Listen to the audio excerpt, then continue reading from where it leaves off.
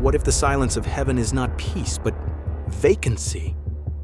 For ages, mankind has looked upward expecting songs, light, and celestial hosts. But ancient prophecies whisper of a different vision. A heaven emptied, its thrones abandoned, its stars dimmed by divine absence. What could cause the courts of eternity to fall silent? What secret judgment could empty the dwelling of God Himself?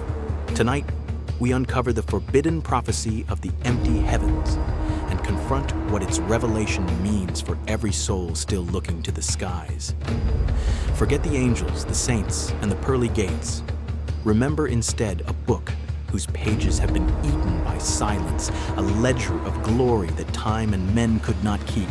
This is the lost record of the heavens, a fragmentary memory whispered through the margins of Scripture and the breathless margins of Apocrypha, a testament once read aloud by prophets whose lips shook and whose knees buckled beneath its weight. In those earliest lines, before chronologies and chronicles, there was a registry.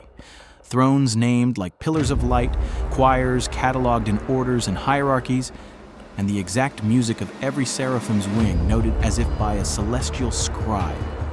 But where should have followed a continuous account? The scrolls falter, torn by an absence that theologians call the silence between visions.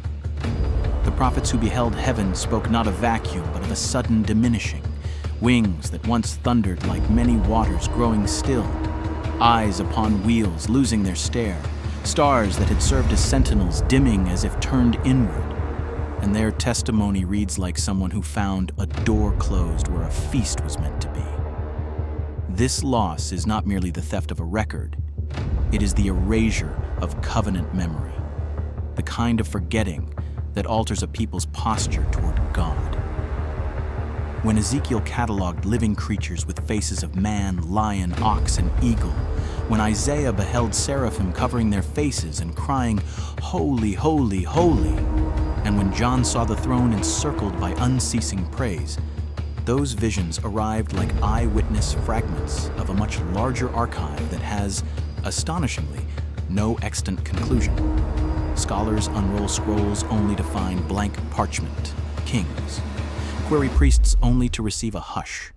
And the wise, who once taught the way the heavens answered, now speak in metaphors and riddles because the ledger that recorded the pattern of divine action between heaven and earth is incomplete. Why that ledger should be lost is a question that cuts to the marrow of divine economy. Some ancient scribes suggest its disappearance is deliberate, that God allowed a portion of celestial history to be sealed, because humanity had not yet been prepared to carry the knowledge without becoming intoxicated by power. Other traditions murmur of judgment, saying that certain entries, names of thrones, functions of orders, the courses of angels who moved between courts, were struck out when some who watched abused what they saw. Still others, more daring, claim the ledger itself was taken into a place beyond all account, a repository of mercy and mystery where only the pure of heart may later read. Whatever the cause, the practical consequence is clear and urgent. Without the continuous record, the pattern by which heaven engages earth is harder to discern, and men who once navigated life with celestial assurance now grope in moral and spiritual darkness, guessing what was once known. This absence explains why ritual and liturgy grew more symbolic, why piety turned inward and law became a scaffold rather than a living channel, because the living indices that used to point men toward the motion of the throne are missing, and with them went a certain cadence of obedience that had been learned by watching the heavens answer. The loss of the record also turned the heavens into a test. When the scroll was full, people could see Providence acted like a ledger entry: storm, deliverance, judgment, restoration. When the ledger went blank, every storm looked like abandonment, and every silence felt like desertion. Faith, therefore, had to move from reliance on visible bookkeeping to trust in a God who may well act without leaving humanly legible notes. Yet even in silence there remain signatures, cryptic marginalia on temple stones, half-remembered liturgical refrains preserved in exile, a child's lullaby that echoes the rhythm of an angelic chorus, traces that insist the heavens were full and can be full again. The lost record is not merely a historical curiosity. It is a theological rupture that reframes prayer, repentance, and hope. To recover its meaning is to relearn how to read God's moves when no ledger appears. And so the first act of our journey is not archaeological, but moral, to acknowledge that the absence of the record has made us poorer, and to begin in reverent humility, to live in such a way that silence becomes a schoolroom rather than a tomb. Because if the heavens could be recorded once, they can be known again, not by our mastery of their names, but by the restoration of our hearts to the posture that first heard the music and was transformed. The prophecy of withdrawal is among the most enigmatic declarations preserved in the dust of forgotten scrolls, a whisper caught between lament and promise. It does not thunder with the tone of doom, nor does it sing of triumph. It simply announces a departure so immense that even the stars would dim out of reverence. The day shall come when the heavens will empty and their light shall hide, reads the fragment, a line written in trembling script as though the prophet himself feared to record it. Scholars have long debated its meaning. Some claim it refers to a celestial silence before divine judgment, while others discern in it a preparatory act, a gathering of the hosts, a retreat not of defeat but of renewal. The ancient seers spoke of heaven as a living kingdom, whose courts breathe, whose thrones pulse with unceasing energy. When such a kingdom withdraws, the world feels its absence in the stillness between prayers.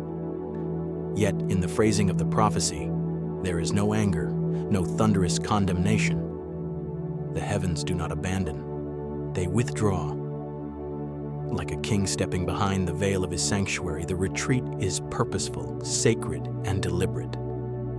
The realm shall draw its breath, another line reads, for the earth must learn to listen again. In this withdrawal lies a profound spiritual education. When the visible light of heaven conceals itself, man must remember how to see with the heart. It is said that during this era, prophets ceased to receive visions, and the voice that once spoke in fire and wind became as quiet as a held breath. Yet even this silence was movement, the slow turning of divine intention preparing creation for something beyond comprehension. Just as winter conceals the roots of spring, the absence of celestial glory would nourish the soil of human faith. Some ancient mystics taught that this withdrawal was God's way of ensuring that love would one day choose him freely, not from the compulsion of visible splendor, but from the longing born of absence. The heavens retreat not because humanity has been forgotten, but because it must awaken. It is the paradox of divine pedagogy, that the greatest revelation often arrives clothed in silence. And so the prophecy of withdrawal stands as a dividing line in sacred history. After it, visions grew rarer, miracles fewer, and faith more inward. But hidden beneath that austerity was a rhythm older than time, a quiet pulse that reminded the faithful that withdrawal is not abandonment. It is preparation for return. The heavens, though empty to the eyes of men, were gathering strength beyond the veil, arranging new orders, reshaping the harmony between spirit and matter. While the world mourned the loss of celestial voices, the divine symphony was merely modulating, shifting key for a greater movement yet to come. For the prophets knew, though they dared not say, that when the heavens grow still, they are listening. When the stars dim, they are waiting. And when light hides, it does so only to reveal itself anew in an unimagined dawn. It began as a quiet fading, not with rebellion or ruin, but with the dimming of radiance once constant as breath. The watchers, those blazing sentinels described by Enoch as rivers of fire and eyes of living intelligence, no longer appeared in the dreams of the righteous. Ezekiel's wheels of glory ceased to turn before the eyes of men, and Isaiah's seraphim, whose wings once shook the foundations of the temple, were not seen again. The heavens that had once shimmered with movement now resembled a vast, unmoving ocean of darkness. Across the generations, prophets recorded their silence, and the absence grew heavier than thunder. No voice came, one lamented. No flame descended, and the air above the altar stood still. It was as though the celestial hosts had completed their final procession and vanished beyond the threshold of the visible world. Yet the disappearance was not random. It carried the precision of divine orchestration. The hosts had not perished, they had been recalled. The withdrawal of the Watchers, the cherubim, and the Ophanim marked the closing of an era, the end of the age of visible mediation between heaven and earth.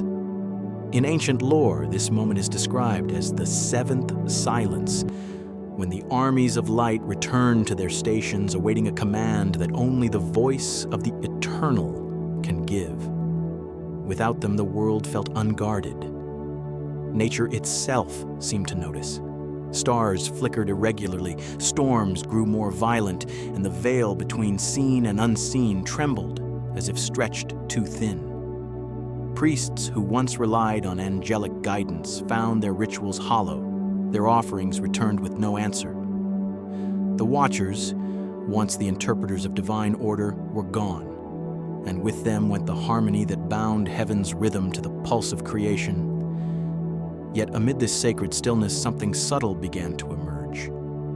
Humanity, deprived of visible guardians, turned its gaze inward and discovered that the imprint of the Watchers had never fully departed. Their fire remained not in the sky, but in the conscience of mankind, the flame of discernment, the eye that judges good and evil. The silence of heaven became the mirror in which man first saw his own spiritual reflection. For in truth, the hosts had not abandoned the world. They had stepped back so that mankind might learn to govern the earth without the constant spectacle of divine intervention. The seraphim's fire had entered human language as a prayer. The Watcher's gaze had become the awareness that weighs every heart. The vanishing of the hosts was not loss, but transformation, the delegation of spiritual stewardship from the visible to the invisible, from the heavens to the soul. Still, there lingered among the faithful an ache, a memory of movement, a longing for the sound of wings and the blaze of the throne. This yearning became the seed of prophecy. For those who remembered, the light knew it could not fade forever. Creation, they said, was merely holding its breath, waiting for the hour when the hosts would return, not as flames above, but as glory restored within all who still dared to remember the fire. There were nights when the silence itself seemed to breathe, when prophets awoke trembling, convinced they had heard something move within the darkness, a pulse too vast to belong to any creature of earth. These were the echoes of the withdrawn heavens, soft resonances of a realm that had not died, but folded itself away, its sound traveling through the void like the memory of a song. The rabbis wrote that these echoes came as whispers in dreams or vibrations in the wind before dawn. The mystics said they were the voice of creation, mourning its own distance from the Creator. In ancient every culture and language, stories appeared of voices half heard, of shadows that glowed faintly before vanishing, of prayers answered not with speech, but with presence. It was as though the heavens, though empty to sight, were still trying to speak through the hollowness they had left behind. The ancient seers called this the reverberation, the divine echo that haunts the silence between worlds. But the sound that reached the earth was fractured. Where once had been the harmony of seraphic choirs came a single aching note, a reminder of separation. The righteous were terrified not by what they heard, but by what they did not. No thunder of approval, no flame of confirmation. For centuries they had equated sound with divinity, and now heaven's hush forced them to confront the vacancy within themselves. The prophets realized that the heavens were not merely mirroring absence, they were reflecting humanity's own spiritual decay. Every unrepented act, every forgotten prayer had become a void in the soul that echoed upward, forming the hollow silence that now covered the stars. The emptiness above was the world's confession. Even creation itself began to mourn. Forests seemed quieter, waters less alive. The wind carried sorrow instead of song. Yet, within this emptiness, a mystery lingered, the faintest tremor of grace, as though God had left behind a trace of his voice to remind humanity that absence does not mean departure. Those who stilled at their hearts claimed to hear it, a resonance beneath thought, like the hum of eternity buried inside the spirit. The echo was both warning and invitation. It whispered that the heavens had not vanished, only mirrored the condition of mankind, that the silence would endure only until the hearts of men learned once again to resonate with the frequency of heaven. In that revelation, the prophets understood. If heaven had withdrawn, it was waiting for the echo from below to harmonize once more. The voice of man, when purified, would call forth the return of sound. The void then was not punishment, but pause, the divine interval in which humanity must learn to sing again, so that when the heavens reopen, the song of earth and the song of glory will no longer be two voices, but one eternal chord, resounding through the darkness that was never truly silent. In the fragments of the apocryphal scroll of Enoch, written in the trembling script of one who claimed to have walked among burning stars, there is a revelation that reshapes despair into design. The empty heavens, it declares, were never forsaken. They were hidden. Concealment, not abandonment, is the key to this cosmic silence. For the throne of the Most High, Enoch wrote, has withdrawn beyond the veil of light, that the orders of heaven might be remade. The words pulse with a strange comfort and terror. It was not that heaven ceased to exist, but that it entered a season of secrecy, a divine retreat for reconstruction. Like a craftsman who covers his work until it is finished, God veiled his throne, and even the angels who once ministered before him were commanded to stillness. The seraphim folded their wings, the cherubim guarded the threshold between sight and secrecy. The heavenly courts, Enoch said, were undergoing reformation, a reordering of authority, a purging of corruption that had entered through the rebellion of the Watchers and the pride of the fallen. The withdrawal was heaven's Sabbath, the pause before renewal. To mortal eyes, it appeared as emptiness. To the faithful, it was the stillness of preparation. The Lord hides that he may reveal anew, wrote one elder prophet, echoing Enoch's vision. The silence of God is the sound of his rebuilding. Yet the sealing of heaven was not absolute. It was said that those pure in heart, those who lived not by sight but by faith, could perceive the faintest signs of its hidden motion, an unseen tremor in the air, a light that flickered where no flame burned, the quiet pulse of divine order returning to alignment. These rare souls spoke of seeing light within darkness, of hearing rhythm within stillness. They discerned that God's withdrawal was not punishment but purification, that the heavens were being cleansed of the residue of rebellion to make way for a new era of communion between the Creator and creation. In this hidden labor, every silence had meaning, every absence intention. Even the stars that dimmed were like embers waiting for breath. The sealed heavens became a mystery, accessible only to those whose spirits mirrored their order, those whose inner world had been stilled, disciplined, and purified. Enoch himself testified that he saw the motion of the hidden realms like rivers beneath glass, and was told that when the veil is lifted, heaven and earth will no longer be separate kingdoms, but one renewed dominion under divine harmony. The concealment, therefore, was mercy.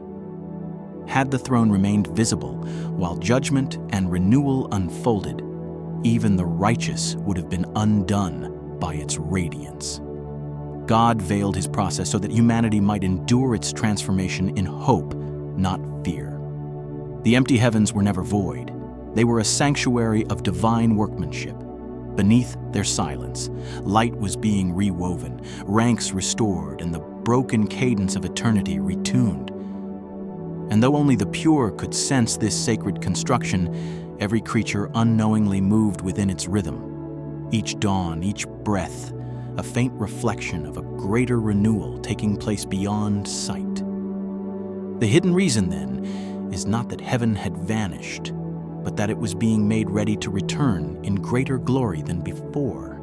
A reformed heaven prepared for a restored humanity, when the veil would finally tear and what was concealed in silence would blaze forth once more as the new song of creation. The silence that fell after the heavens withdrew was not merely the absence of sound. It was the weight of judgment itself, a sentence spoken without words. The prophets called it the judgment of silence, for they understood that God's quiet is never emptiness, but consequence. What greater punishment, they asked, can exist than when the eternal refuses to speak? In ages past, divine communication had been a living covenant.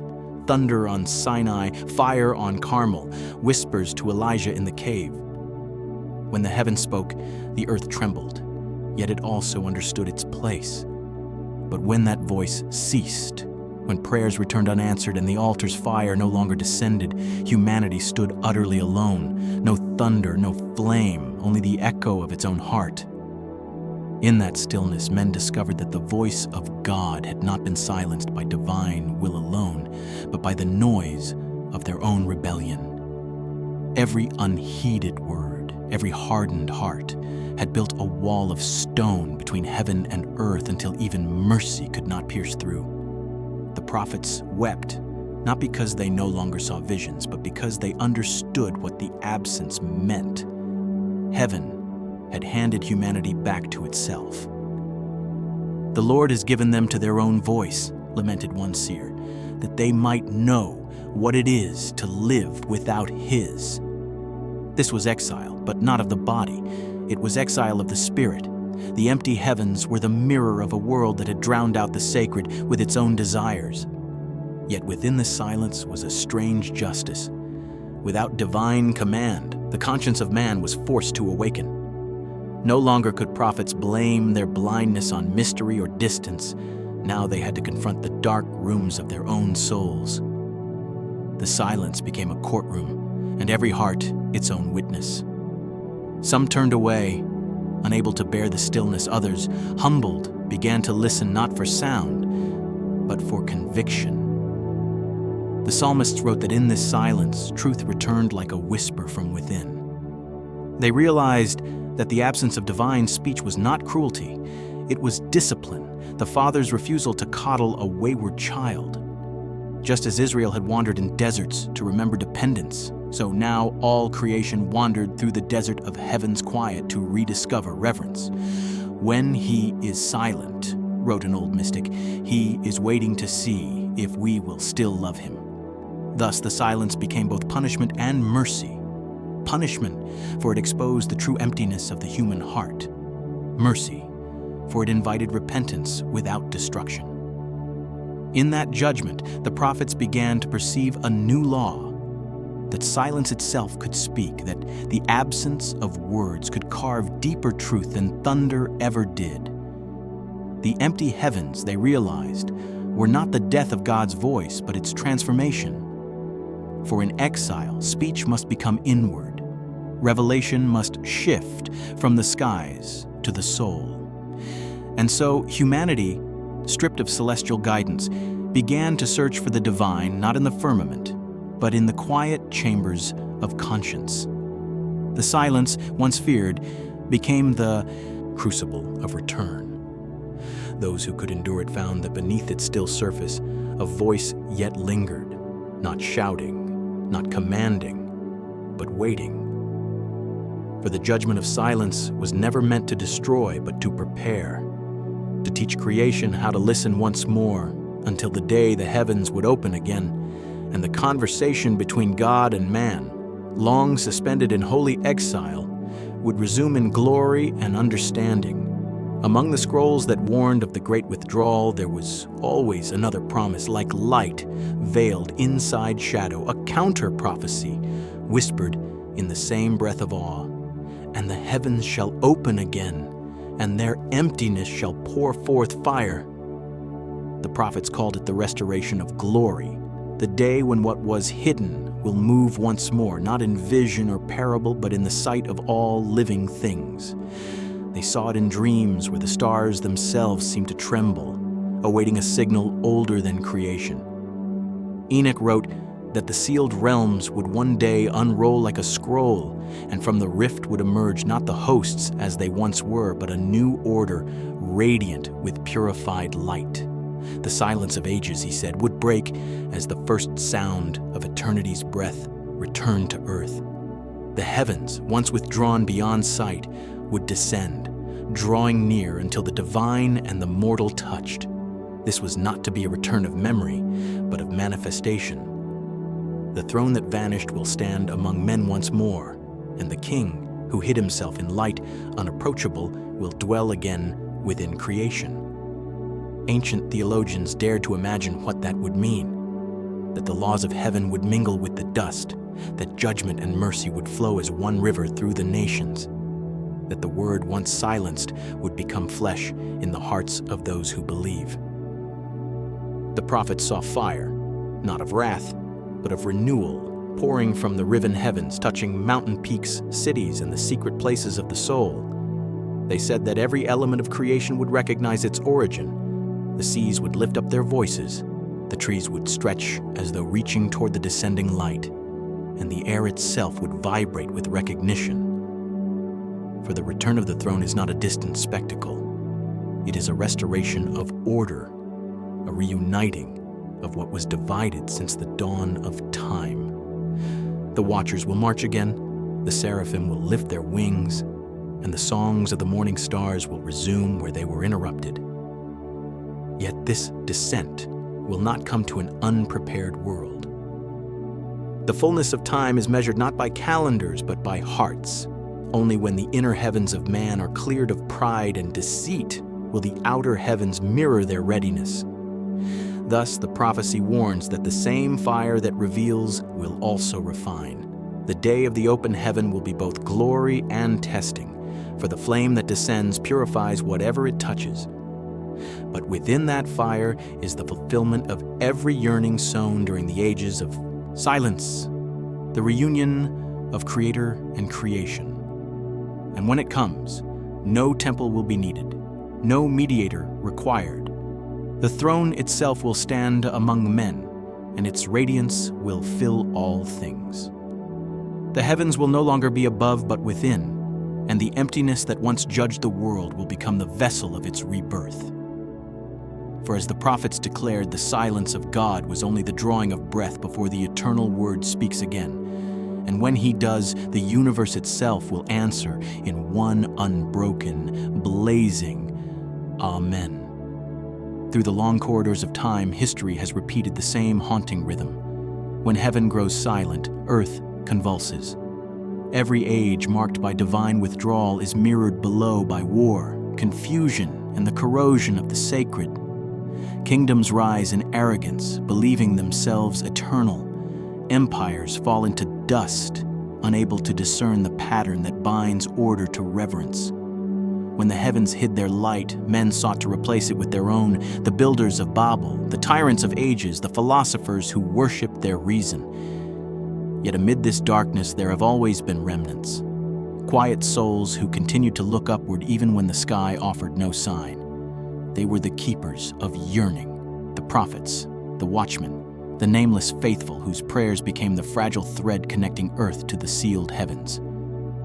These remnants understood a truth forgotten by the mighty, that the emptiness above was not an abandonment, but a test. The silence of God, they realized, is not the end of faith, it is the proving of it.